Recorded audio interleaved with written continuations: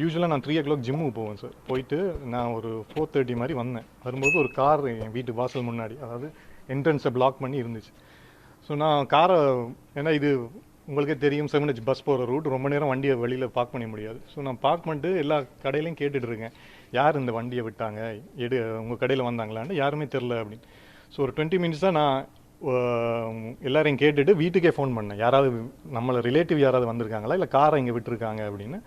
அக்கா சொன்னால் யாருமே அப்படி வரல அப்படின்னு. அப்புறம் இவன் என் தம்பி, கசின் பிரதர், இவன்ட்ட நான் இவன் மேலே இருக்கான், ஃபோன் பண்ணி உங்கள் வீட்டுக்கு யாராவது வந்திருக்காங்களாடா, கார் இருக்குது, நான் ரொம்ப நேரமாக ரோட்டில் நின்றுட்டு இருக்கேன் அப்படின்னா. இவன் எங்கள் வீட்டுக்கு வரலன்னு இவன் கீழே வந்தான். கீழே வந்து ஒவ்வொரு கடையாக கேட்கும்போது இவன் போய் டீ பாயில் கேட்டான்.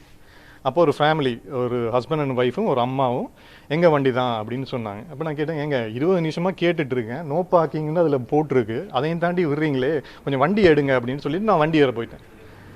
அப்போ என் தம்பிகிட்ட அவள் கேட்டிருக்கா, அவன் பெரிய பிக் பாஸில் வந்து அவன் பெரிய இவனா, வெயிட் பண்ண மாட்டானா அப்படின்னு கேட்டிருக்கான். அப்போ என் தம்பி கேட்டிருக்கேன், ஏங்க உங்கள்கிட்ட அவர் மரியாதையாக தானே கேட்டார் வண்டி எடுங்கன்னு. இப்படியே வாக்குவாதப்பட்டு இருக்கேன். நான் திருப்பி வண்டியிலேருந்து இறங்கி வந்து, அண்ணா நான் ரொம்ப நேரம் வண்டியை ரோட்டில் நிற்க முடியாதுன்னா சீக்கிரம் எடுங்க அப்படின்னு சொல்லி போகிறதுக்குள்ளே சூடான காஃபி எடுத்து என் தம்பி மூஞ்சியில் ஊற்றிட்டாங்க. ஊற்றிட்டு கழுத்தை நெரிச்சு கீழே ஆளை உட்கார வச்சுட்டு ஏறி உட்காந்துட்டு இருந்தேன். ஒரு அண்ணனா நான் என்ன ப்ரோ பண்ணும், வந்து பிடிக்கிறேன், என்னை தள்ளி விட்டுட்டு எல்லா இடம் நிகத்தால கீறிட்டு இப்போ நான் அவங்கள தள்ளி விட்டேன்னு சொல்கிறேன். இதில் அவர் சொல்கிறாரு, நான் ஜட்ஜோட பையன், எனக்கு என்ன செய்யணும்னு தெரியும் அப்படின்னு சொல்கிறாரு சார்.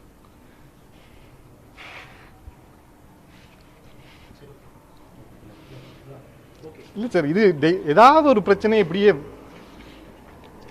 ஜட்ஜோட பையன் நான் என்ன சார் பண்ணுறது?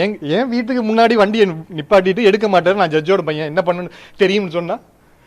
அதுக்கப்புறம் 100க்கு நான் 4 தரம் கால் பண்ணேன், எல்லாம் கட் ஆயிடுச்சு. அதுக்கப்புறம் போலீஸ் வரும் வரைக்கும் அவங்க நின்று ஆகி பண்ணி வீட்டில் எங்கள் அக்காவை கூப்பிட்டு அசிங்கமாக கேட்டுட்டு இருக்காங்க. அது வரைக்கும் ஒரு பிரச்சனையும் இல்லை. நாங்கள் போலீஸ் ஸ்டேஷனில் போய் கம்ப்ளைண்ட் கொடுத்தோன்னே சொல்லு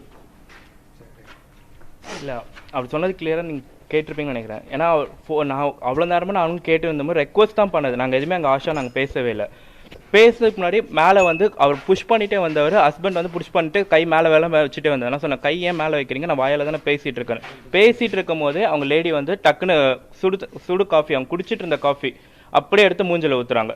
ஸோ மூஞ்சில் ஊற்றுனதுக்கு அவங்க கையை தான் நான் பிடிச்சது. இப்போ நீங்கள் ஒருத்தவங்க குத்த வராங்க ஏதாச்சும் வந்தாங்கன்னா நீங்கள் தற்காப்புக்கு என்ன பண்ணுவீங்க, கை தடுக்க தானே செய்வீங்க. அந்த மாதிரி தான் நான் தடுத்தது, கையை பிடிச்ச உடனே அவர் ஹஸ்பண்ட் வந்து கழுத்தை பிடிச்சிட்டு அப்படியே எனக்கு கீழே படுக்க போட்டு மேலே ஏறி உட்காடுறாரு. நாங்கள் மேலே எந்த ஒரு அடியும் எதுவுமே நாங்கள் பண்ணவே இல்லை. அப்போ வந்து எல்லாருமே எங்கள் வீட்டை சுற்றி இருக்கவங்க, கடையில் இருக்கவங்க எல்லாருமே அவர் மேலே உட்காந்தவரை மேலே தூக்கி தான் விட்டாங்க. அப்போ தர்ஷன் வந்து தூக்கம் தான் செஞ்சார். மேலே என் மேலே இப்போ அவ்வளோ பெரிய வெயிட், நீங்கள் அந்த வீடியோ நீங்கள் பார்த்துருப்பீங்க, பார்த்துக்கலான்னு தெரியல, அவர் எவ்வளோ பெரிய வெயிட் இருக்கவர் என் மேலே ஏறி உட்காந்ததுனால தான் அவங்க எல்லாருமே தூக்க தான் செஞ்சாங்க. தூக்கி விட்டதுக்கு அப்புறமேட்டு வந்து என்னையே தான் வந்து இது பண்ணிட்டு இருந்தது, அடிச்சிருந்தது. அந்த லேடி மேலே நான் எந்திரிச்சு வரேன், அவங்க அம்மா வந்து ஓடி வந்து என் முடியை பிடிச்சி இழுத்துட்டு கன்னத்துல 2 அடி, இந்த இடத்துல 2 அடி அடிச்சுட்டு இருக்காங்க. நான் கீழே படுத்துட்டு இருக்காம எந்திரிக்கும் போது இது நடக்குது. நான் வந்து அவங்க மேலே அடிச்சேன்றாங்க. எங்ககிட்ட சிசிடிவி இல்லை, கேமரா இல்லை, ஓகே. பட் ஆனால் நீங்கள் நடந்தவங்க இங்கே இருக்கவங்க கிட்ட யார்கிட்ட வேணா கேளுங்க. கேட்டு பார்த்தீங்கன்னா என்ன உண்மை நடந்துச்சுன்றது கிளியராக அவங்களே சொல்லுவாங்க. யார் அப்யூஸாக பண்ணாங்க, யார் மேலே கை வச்சாங்க, என்னென்ன பண்ணாங்கன்றது எல்லாருக்கிட்டையும் நீங்கள் அவங்க கிட்ட கேட்டாவே கிளியராக தெரியும். சண்டை முடிஞ்சதுக்கு அப்புறம் நின்று பேசிட்டு இருக்காங்க சார். அப்பெல்லாம் நெஞ்சு வலி வரலையா சார்? 2 hours 3 hours பேசிட்டு இருக்காங்க எங்களோட அசிங்கமா. எங்க அக்காவை கூப்பிட்டு கெட்ட வார்த்தையா பேசிட்டு இருக்காங்க. இதுல ஒரு 50 பேர் நின்று இருக்காங்க. யாராவது ஒருத்தர் சொல்லிட்டு நாங்க ஏதாவது பண்ண ஒண்ணு. இதுல வாசலே நின்று வண்டி எடுக்க மாட்டேன், நான் ஜட்ஜோட பையன், உனக்கு நான் யாருன்னு காட்டுறேன்னு சொல்லி நின்றுட்டு இருக்காரு. எங்க அக்கா வந்து கையெடுத்து கும்புற கெட்ட வார்த்தையெல்லாம் அந்த அம்மா பேசுறாங்க. எங்க அப்பா எங்க ஜட்ஜு எனக்கு ஜட்ஜோட பையனா இல்லையான்னு தெரியல, ஆனா வார்த்தை நான் யாரு ஜட்ஜோட பையன்டா, எனக்கு என்ன தெரியும், உன்னை ரிமாண்ட்ல வைக்கிறேன் பாரு அப்படின்னு பேசிட்டு ஒரு மனுஷன் நான் ஏதாவது பண்ணிட்டேன்டா உடனே ஹாஸ்பிட்டல் போவாங்களா இல்ல 2 hours எக்ஸ்பிளைன் பண்ணுவாங்களா சார்? ஜட்ஜோட பையனா என்ன வேணாலும் பண்ணலாமா சார்? நான் கம்ப்ளைண்ட் கொடுத்துட்டோம். போலீஸ் வந்து எல்லாரையும் போகும் வரைக்கும் அவங்க நின்றுட்டு தான், இல்ல நான் போக மாட்டேன்னு நின்றுட்டு இருந்தாங்க. அதுக்கப்புறம் நான் ஸ்ட்ரைட்டா கம்ப்ளைண்ட் கொடுத்துட்டு ஹாஸ்பிட்டல்ல போய் டிடி இன்ஜெக்ஷன் போட்டு வரைக்கும் ஒரு இதுவும் இல்லை. இப்போ அது திடீர்னு அவங்க ஹாஸ்பிட்டல் அட்மிட் பண்ணிட்டு ஏதோ பண்ணிட்டு கேஸ் போட்டுட்டு இருக்காங்களா, எனக்கு என்னன்னே புரியல. சரி, இப்போ இது வந்து காமன் மேனுக்கு நீங்க நடந்ததுக்கு சொல்றீங்க, எப்படி வருதுன்னு நான் கேக்குறேன். இல்ல, இப்போ இதுவே வந்து மீடியா பர்சன்றது 60 பேர் இருந்தாங்க. யாராவது ஒருத்தர் சொல்லிட்டு நான் கை வச்சேன், இல்ல என் தம்பி கை வச்சான்னு. இல்ல இப்ப இது வந்து மீடியா பர்சன்றனால தானே வெளியே வருது. இப்ப இதே மீடியா பர்சன் இல்ல, ஒரு காமனான பர்சன், இது தினமும் நடக்கிறது தான். வீட்டு முன்னாடி வண்டியை நிறுத்தி விட்டுட்டு ரெக்வஸ்ட் பண்ணி வண்டி எடுக்குன்னு சொன்னாங்கன்னா அவங்க எங்க மேலதான் ஆஷ் பண்ணிட்டு இருக்காங்க. வண்டி என் வீடு முன்னாடி டெய்லி இது நடக்குது சார். நோ பார்க்கிங்ன்றது போட்டு இருக்கு. இதுக்கு மேல நாங்க என்ன பண்றது? இது கமர்ஷியல் ஏரியா. எல்லாரும் வந்து வண்டி இங்க தான் விடுறாங்க. எமர்ஜென்சிக்கு வண்டி எடுக்க அந்த மாவு கடைக்கு போறவங்க அவங்க வண்டி இங்க விட்டுட்டு போறாங்க.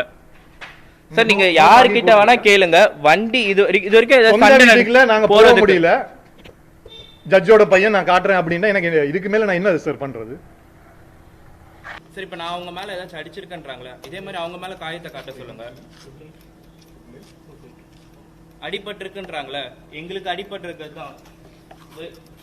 பாருங்க நகத்தை வச்சு கூறிட்டு இங்க இங்க காட்டுங்க. இங்க இதுல இங்க இங்க நகத்தால இங்க கீறி இருக்கிறது.